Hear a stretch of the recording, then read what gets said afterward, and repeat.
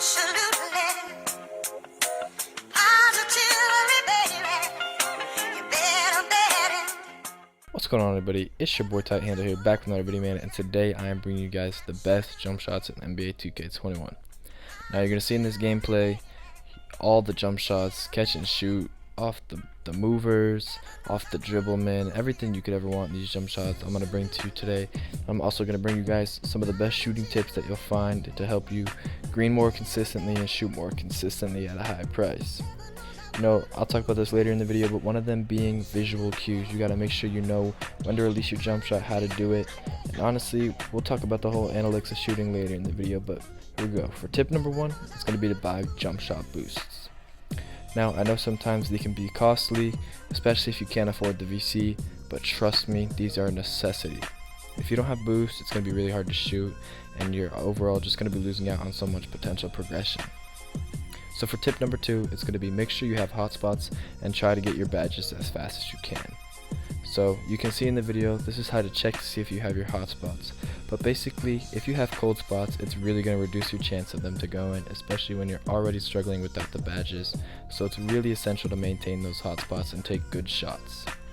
So for tip number three, it's going to be find a good jump shot and learn the time, and take the time to learn it. So, you know, like I talked about earlier, if you're shooting with X, definitely have your meter off because it will give you like a 5% chance boost, but know when to release it. Top of the head, look at your feet, whatever. So here's my first good jump shot for you guys. It's an off the dribble jump shot. It's going to be base 98, and for release 1 we're going to be doing Ray Allen. For release 2 we're going to keep it consistent, man, and we're going to give you guys Rudy Gay. The speed is going to be 3 ticks. This is essential because if you go 4 ticks, sometimes you're going to get different animations. And the blending is going to be 49% Ray Allen. So for my second jump shot, another off the dribble jump shot, it's the similar jump shot, the same uppers, same blending, same speed, but the base is going to be Dwayne Wade. Dwayne Wade, I find, just gives you more consistent animations. It just helps you narrow down your timing, and to me it gives me that visual cue of looking at my forehead and the highest point to release the ball. So here's a great catch and shoot jump shot for you corner players and you spot ups, man. I know some of you guys might have seen this in Agent's video, but this is truly a great jump shot. The uppers don't really matter as much, but Trey Burke's base is an amazing base. It's consistent, fast, and Rudy Gay has great releases. So you put this jump shot on, you're bound to have success. So for another catch and shoot jump shot, we're going to put on Dante Exum's base. This jump shot's a little bit faster than the other ones because you can put it on full speed. Ray Allen release 1, release 2 is going to be Larry Bird. You're going to put this on full speed. Like I said, it's going to be faster than the other ones, and you're going to have it around 70% Ray Allen, 30% Larry Bird.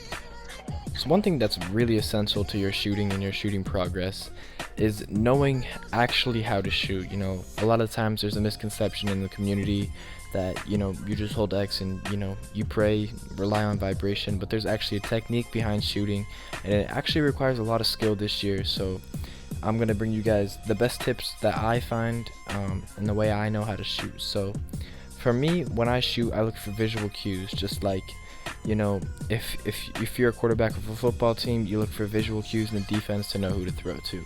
So for my jump shot, when I'm shooting, especially with Dwayne Wade's base, like the jump shot I gave you guys earlier, I look for the highest point at the top of my head.